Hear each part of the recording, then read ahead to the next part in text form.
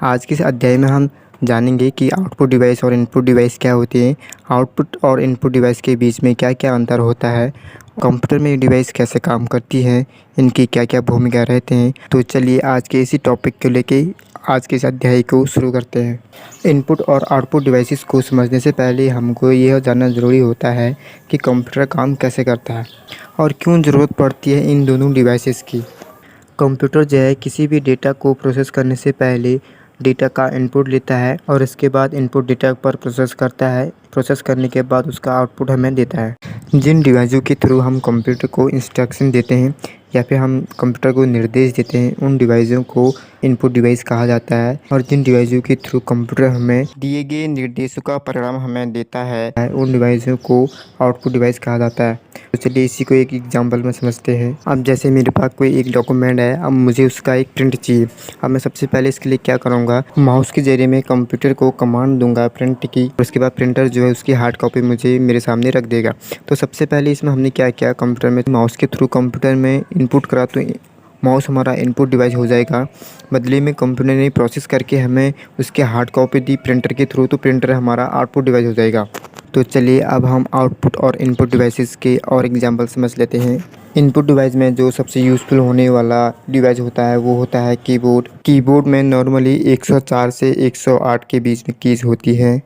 Keyboard की जो keys होती हैं उनको कई भागों में डिवाइड किया गया है, जैसे अल्फ़ाबेटेड कीज़ होगी, न्यूमेरिकल कीज़ होगी, फंक्शनल कीज़ होगी, स्पेशल कीज़, एरोज़ की हो गई और विंडोज़ की हो गई। इन कीज़ का यूज़ कहाँ और कैसे होता है, पूरी डिटेल में हम इसके बारे में जब हम टाइपिंग सीखेंगे तब इसके बारे में वहाँ डिस्कस करेंगे। सेकेंड इनपुट डिवाइस होता है mouse. Mouse most important input device है। माउस में दो बटन होते हैं, एक लेफ़्ट और एक राइट, और बीच में एक स्क्रॉल बटन होता है जो कि कर्सर की पोजीशन को कंट्रोल करने के काम आता है। इसके बाद इनपुट डिवाइस में हमारा स्कैनर आता है।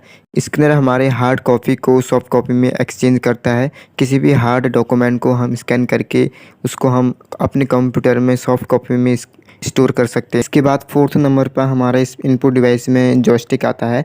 जॉयस्टिक एक गेमिंग इनपुट डिवाइस होता है, ये गेम खेलने में यूज़ होता है। नेक्स्ट जो है बारकोड रीडर होता है। बारकोड रीडर भी हमारा एक इनपुट डिवाइस होता है। इसका यूज़ बारकोड स्कैन करने के लिए किया जाता है। सिक्स्थ है माइक्रोफोन। माइक्रोफोन भी एक इनपुट डिवाइस होता है जो कि साउंड को डिजिटल फॉर्म में स्टोर करने के लिए यूज़ किया जाता है। इसी तरह और भी कई सारे हमारे इनपुट डिवाइस होते हैं जिनका यूज़ कंप्यूटर को निर्देश देने के लिए या फिर हार्ड कॉपी को डिजिटली फॉर्म में कन्वर्ट करने के लिए किया जाता है। इसके बाद जो दूसरी डिवाइसेस होती हैं वो होती हैं आउटपुट डिवाइसेस। कंप्यूटर को इनपुट देने के बाद जिन डिवाइसों से हमें उसका आउटपुट मिलता है उन डिवाइसों को आउटपुट डिवाइस कहा जाता है। आउटपुट डिवाइस में जो most important useful output device होता है वो होता है मॉनिटर। मॉनिटर हमें जो भी काम हम कंप्यूटर में करते हैं, जो भी हम माउस या कीबोर्ड के ज़रिए कंप्यूटर को निर्देश देते हैं, तो उसका आउटपुट हमें मॉनिटर के थ्रू इंटरफेस कराता है।